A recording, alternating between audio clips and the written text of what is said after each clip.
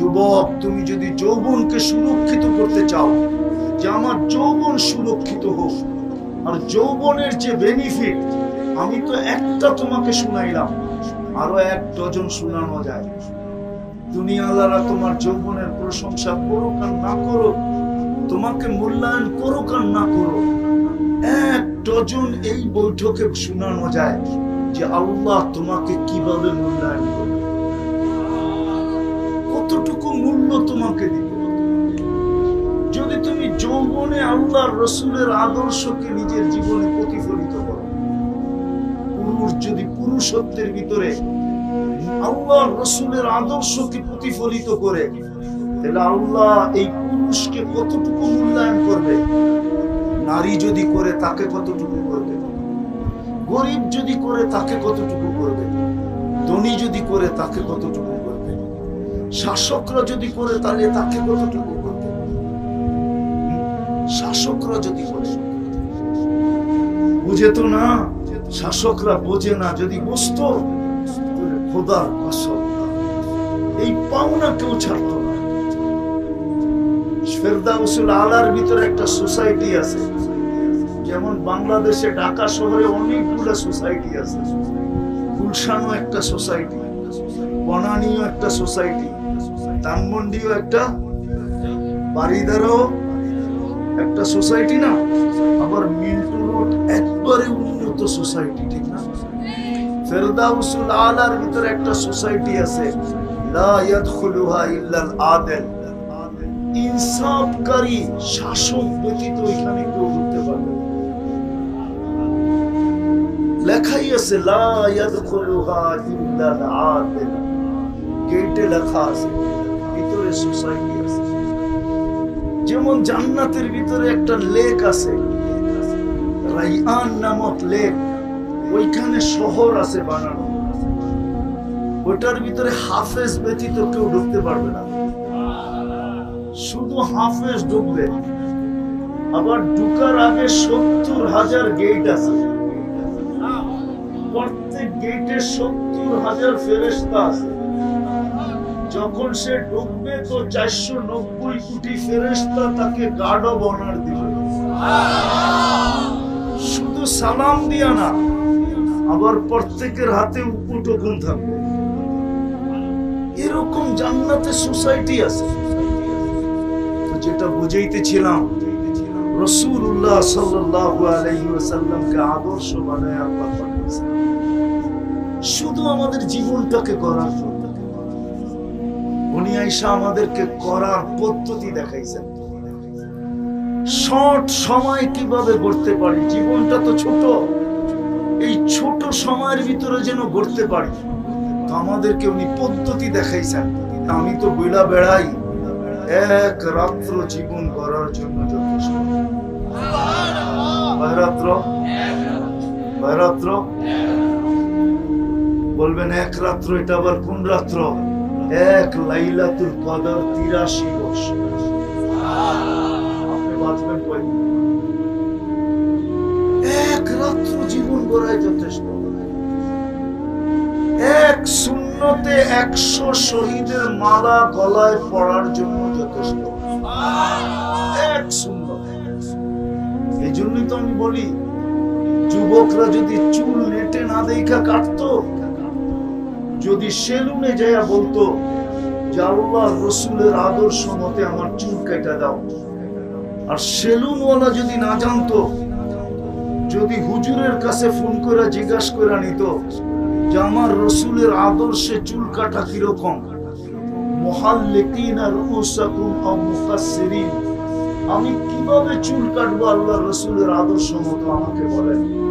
তাহলে রব্বে কাবার কসম, যুবক, তোমার চুল কাটার আদর্শ যথেষ্ট হইতো। কিয়ামতের দিন যখন তুমি আল্লাহর রসুলকে দেখতে, তো সবার আগে হাত পাতার সুযোগ হইতো। তোমাকে যদি প্রশ্ন করতো হাত পাতো কেন, বলে সারা জীবন আপনার আদর্শে চুল কেটে আসছি, আজকে হাত পাতবো না তো কবে পাতবো? কি দিবেন দেন না? কসম খোদা, যেখানে সারা দুনিয়া, বাংলাদেশের 99.9 যুবক চুল কাটে নেটে দেখা, নেটে দেখা না, নেটে না দেখো, সেলুনে যে ডিজাইন দেখা তো কাটে। হ্যাঁ, 99.9 যুবক মা বোনরা যদি আল্লাহ রসুলের আদর্শ মতো চলতো, পুরুষ যদি আদর্শ মতো চলতো, বাপ যদি আদর্শ মতো আদর্শবান বাপ হতো, সন্তান যদি আদর্শ শিখতো যে মা বাবার সাথে আমার আদর্শ কি, রাসূলুল্লাহ সাল্লাল্লাহু আলাইহি ওয়াসাল্লাম আসছেন আমাদের এই ছোট জীবনটাকে গড়ে দেওয়ার। এক বয়ানে তো সব বোঝানো যাবে না, এতটুকু বোঝানো যাবে, কিন্তু সত্য এটাই, আমাদের জীবনটা যদি আল্লাহর রাসূলের আদর্শে আদর্শবান না হইল, আল্লাহর রাসূলের আদলে না হইল, আল্লাহর রাসূলের আদর্শ মতো যদি না হইল, তাহলে জীবন করবে না, জীবনটা কেটে যাবে, কালকে প্রশ্নের সম্মুখীন হবে। হতে পারে এই অল্প সময়ের জীবনকে মিলায়া দিতে যায়, হিসাব কিতাব মিলায়া দিতে যায় 50,000 বছর দাঁড়ায় থাকবে। লা ইয়াজালু কাদামা আবদ, পাও হেলাইতে দিবে না। তুবাদদিলুল আরদা গায়রাল আরদ, জমিনকে উল্টায়া দিবে। সূর্য মাথার উপরে থাকবে 1.5 কিলোমিটার উপরে, এখন 9,30,00,000 মাইল দূরে। সূর্য ডুবে গেছে, এখন বাজতেছে 11টা, ডুবছে 5টা 12-তে, 5 আর 6 11, মোটামুটি 5 ঘন্টা হয়ে গেছে, 6 ঘন্টার কাছাকাছি সূর্য ডুবে গেছে। তারপরও সবার কপালে ঘাম দেখতেছে। যেদিন সূর্য 1.5 কিলোমিটার মাথার উপরে আসবে কেমন তাপ হবে। 50,000 বছর দাঁড়ায়া দিতে হবে হিসাব। বলবেন 60 বছরে এত ছোট জীবনের হিসাব দিতে 50,000 বছর কেন লাগবে? তাইলে ওইটা দেখাইতে গেলে সময় বেশি লাগবে। একটা দিয়েই দেখাই, ডেলি 1,60,000 বার শ্বাস প্রশ্বাস নেন, মাসে কতবার নেন? বছরে কতবার নিছেন? 30-35 বছরে কতবার নিছেন? ডেলি যে 1,60,000 বার নেন, এই মজলিসে একজন আমাকে বলুক ডেলি আমি 200 বার আল্লাহ বলায় অভ্যস্ত। এক যুবক বলুক যে আমার হাত কাজ করে, আমার পাও কাজ করে, আমি মুখ দিয়ে আল্লাহ আল্লাহ বলি, আর ডেলি আমি কমসে কম 200 বার আল্লাহ বলে ডাকি। একজন হাত উঠায় বলুক যে আমি ডেলি 200 বার আল্লাহ বলায় অভ্যস্ত। আল্লাহ যদি জিজ্ঞাসা করে 1,60,000 বার ডেলি শ্বাস প্রশ্বাস নিছিস, আমাকে কয়বার ডাকছিস বল? ডেলি 550 লিটার অক্সিজেন নিছিস তুই। ও মেরে দোস্ত, একটা দুর্গন্ধ নাকে লাগে না লাগে না? লাগে না লাগে না? নদীর দুর্গন্ধ লাগে? লাগতেছে না লাগতেছে না? হ্যাঁ, এই দুর্গন্ধটা কি ভালো, স্বাস্থ্যকর? হ্যাঁ, কিন্তু এখানে বসে তো নিতেছেন আর ছাড়তেছেন, ঠিক না? কসম খোদার, দুর্গন্ধ নাকে লাগে, ভিতরে যাইতে দেয় না। আল্লাহ জানে এই দুর্গন্ধ ভিতরে গেলে ভিতরটা এফেক্টেড হবে, নাক পর্যন্ত ওকে আসতে দেয়, তারপরে ভিতরে যাইতে দেয় না। না না না না, যদি প্রমাণ দেই তাহলে আরেকটা দিয়া প্রমাণ দেই। এইবার ঢাকা শহরের গরমের তাপমাত্রা উঠছিল কতটুকু? 42 থেকে 43, ঠিক না? 44 উঠছিল, ঠিক না? বাংলাদেশের তাপমাত্রা উত্তর করে কতটুকু উঠছিল? হ্যাঁ, 44 মিটারে ছিল, গায়ে লাগতে ছিল 50-এর মতো। আচ্ছা, যেই গরমটা গায়ে লাগতে ছিল ওই গরমটা যদি ভিতরে যেত, শরীরের চামড়াটা বেশি মোটা না শ্বাসনালীটা বেশি মোটা? শ্বাসনালীটা কিরকম? বড় পাতলা, বড় সফট, ঠিক না? শরীর সইতে পারছে গরম, কিন্তু শ্বাসনালী যদি হইতো, মানুষ আগুনে পড়া গেলে সর্বপ্রথম ডাক্তাররা কি দেখে? শ্বাসনালী দেখে, ঠিক না? কত পার্সেন্ট জ্বলছে, যদি ওইখানে কোনো না লাগে তাহলে কি বলে? অসুবিধা নাই, ঠিক না? হ্যাঁ, আর যদি শ্বাসনালীতে ঢুকে যায় কি বলে? আশঙ্কা মুক্ত না, ঠিক না? তাই না? আমাদের যে গরম গেল শরীরে 50 লাগলো, 44 মিটারে লাগলো, ওটা তো নাক দিয়ে আল্লাহ ঢুকতে দিল না। সারাদিন তো বাহিরই ছিলাম। রিক্সাওয়ালা তো সারাদিন রিক্সা চালাইছে, ভ্যানওয়ালা তো সারাদিন ভ্যান চালাইছে, অটোওয়ালা তো সারাদিন অটো চালাইছে, দিন মজদুর তো সারাদিন রোদের ভিতরে দিন মজদুরি করছে। ওকে শ্বাস দিয়া যাইতে দেয় নাই কে? আল্লাহ যাইতে দেয়। আল্লাহ বান্দাকে বড় ভালোবাসে। তো যেটা বুঝাইতেছিলাম 50,000 বছর কেন লাগবে? আল্লাহ বলে ডেলি তোকে 550 লিটার অক্সিজেন দিছি। মাসে কত দিছি বল? বৎসরে কত দিছি বল? বৎসরে 2,750,000 লিটার অক্সিজেন। আল্লাহ যদি বলে কি নিয়ে আসছি বল? ডেইলি 36 বার কিডনিকে ডায়ালিসিস করে, 36 বার। আপনি বসে আছেন না, আপনার কিডনি কুদরত দিয়ে ডায়ালিসিস হইতেছে। পার 40 মিনিটে একবার ডায়ালিসিস হয়। যারা দাঁড়ায় আছে 40 মিনিট দাঁড়ায় থাকলে একবার ডায়ালিসিস হয়ে যাবে। অথচ দুনিয়াটা ডিজিটাল, ঠিক না? আবার ডিজিটাল পার হয়ে যায় স্মার্টে পা দিছি, ঠিক না? দুনিয়াটা, বাংলাদেশটা কি এখন কি? তারপরও 4 ঘন্টার কমে একবার ডায়ালিসিস করতে পারে না। কয় ঘন্টা?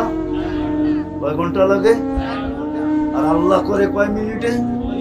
40 মিনিটে একবার ডায়ালিসিস করে, ডেইলি 36 বার। আমি কথা শেষ জায়গায় চলে আসছি। কথা এক গাদা হইলে যত হবে, কোনো দরকার নাই। যদি অল্পই বুঝে আসে কাজে দিবে। জীবনটা করা কইরা যেতে হবে। করব কিভাবে এই ঝামেলার ভিতরে? আল্লাহ আদর্শ দিয়া পাঠিয়েছে। মুহাম্মদুর রাসূলুল্লাহ সাল্লাল্লাহু আলাইহি ওয়াসাল্লাম সৃষ্টির সর্দারকে আদর্শ দিয়া বানায়া পাঠিয়েছে। আমাদের ভাগ্যের সৃষ্টির সর্দার দিয়েছেন, সর্দার যার উম্মত হওয়ার জন্য নবীরা পর্যন্ত চোখের পানি ঝরাইছে। মুসা আলাইহিস সালামের মতো নবী যার কিতাব আল্লাহ কুদরতি হাতে লেখছেন, এই উম্মতের প্রশংসা দেখতে দেখতে দেখতে দেখতে ফাতারাদাত তাওরাত, তাওরাত কিতাবকে দূরে সরায়া দিয়া বলছে, আল্লাহ আমার কিতাব দরকার নাই, আমাকে উম্মত বানায়া দেন। আল্লাহ বলে তুমি অনেক আগে চলে আসছো, উম্মত হওয়ার সুযোগ নাই। বলছে তাইলে এদের একটু চেহারা দেখা যায়। বলছে চেহারা দেখানোর সুযোগ নাই, এদেরকে শোকে যে ভরা রাখছি, বন্ধু যেদিন আসবে ওই দিন এদেরকে বাহির করে দিব, হাতে উঠায় দিব। এখন দেখানোর সুযোগ নাই। বলছে একটু আওয়াজ শোনায় দেন। তো আল্লাহ বলছে আমাদেরকে আওয়াজ দিছিলেন, আমরা ডাকে সাড়া দিছিলাম। মুসা আলাইহিস সালামকে জিজ্ঞাসা করছে কেমন শুনলা? মা সামিতু আহসানা মিনহু, এত সুন্দর আওয়াজ কোনোদিন শুনি নাই। আমরা যে জবাব দিছিলাম আল্লাহর ডাকে, মুসা আলাইহিস সালাম বলেন এত সুন্দর শব্দ দিয়ে ডাক দিতে পারে, জবাব দিতে পারে, সৃষ্টির কারো মনে হয় জানা ছিল না। আমরা জবাব দিছিলাম লাব্বাইক আল্লাহুম্মা লাব্বাইক লাব্বাইক ওয়া সাদাইক। আল্লাহ আমরা উপস্থিত, আপনার ডাকে সাড়া দিতে পারে আমাদের ভাগ্য খুলে গেছে। ওই রাসূলকে পাঠাইছেন যার উম্মত হওয়ার জন্য মানুষ লালায়িত ছিল। বদায়ে নেহায়া নামক কিতাবে লেখা আছে দানিয়েল আলাইহিস সালাম 2500 বছর অপেক্ষা করছেন। দুনিয়ার থেকে বিদায় নেওয়ার পরে উনি দোয়া করছিলেন, আল্লাহ আমার মৃত্যুর পরে যেন আমাকে সুরক্ষিত রাখা হয়।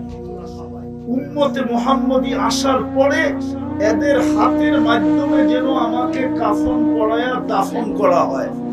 শুধু 2টা কাজ এদের হাতে করা হয়, একটা আমাকে কাফন পরাবে, আরেকটা আমাকে দাফন করবে। সাহাবায়ে কেরাম ওনাকে কাফন পরায়া দাফন করেছেন। 2500 বছর উনি অপেক্ষা করছেন শুধু এই উম্মতের হাতের ছোঁয়া পাওয়ার জন্য। এর চেয়ে বড় সৌভাগ্য আর কি হইতে পারে? এর চেয়ে বড় সৌভাগ্য কি হইতে পারে? কিয়ামতের দিন আল্লাহ আমাদেরকে নিজের পক্ষে সিলেক্ট করছেন। আমরা নির্বাচিত আল্লাহর পক্ষে। কোরআন বলে সুহাদা আলান নাস।